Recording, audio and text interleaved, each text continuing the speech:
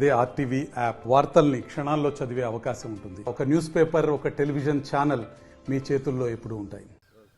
దక్షిణ కాశీగా పేరొందినటువంటి వేములవాడ రాజన్న ఆలయం చుట్టూ వివాదం ఉందా అంటే అవుననే సమాధానం వస్తుంది. గత పక్షం రోజుల నుంచి ప్రతిరోజు పదుల సంఖ్యలో కోడెలు మృతి చెందుతున్నాయి. ఈ విషయం మరొక ముందే తాజాగా ఇటీవల కాలంలో ఈ మరొక అంశం తెర మీదకి వచ్చింది. లడ్డు తయారీ, విక్రయము, దానికి సంబంధించినటువంటి ఏసీబీ అధికారులు తనిఖీలు నిర్వహించారు. దీనిలో అవినీతి అక్రమాలు చోటు చేసుకున్నాయని చెప్పి నిర్ధారణకు వచ్చారు. పూర్తి నివేదికనికి ఎండోమెంట్ కార్యాలయానికి అధికారులకు సమర్పించడం జరిగింది. దీంతో త్వరలోనే ఈవోతో పాటు మరో 7 సిబ్బందికి షోకాజ్ నోటీస్ జారీ చేసినట్టుగా సమాచారం అందుతుంది. త్వరలోనే వీరిపైన ఎలాంటి చర్యలు తీసుకుంటారు అని చెప్పి ఆందోళనకి గురవుతున్నారు ఆలయ సిబ్బంది. మొత్తం మీద ఆలయంలో లడ్డు తయారీ, విక్రయానికి సంబంధించి వివాదంలో ఎవరున్నా సరే వదిలే ప్రసక్తే లేదని అధికారులు స్పష్టంగా దీని మీద నిర్ణయానికి వచ్చారు. దీంతో ఒక్కసారిగా అవినీతి అధికారుల గుండెల్లో గుబులు రేకెత్తింది.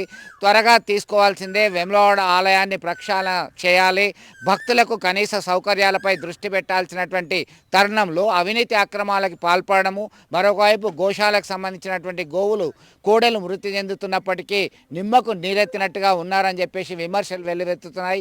ఈ క్రమంలో ఎప్పుడు ఏం జరుగుతుంది, వేములవాడ ఆలయానికి సంబంధించి ఎవరిపైన వేటు పడుతుంది అని ఆందోళనతో అయితే సిబ్బంది ఉన్నటువంటి ప్రస్తుత పరిస్థితిని గమనించవచ్చు.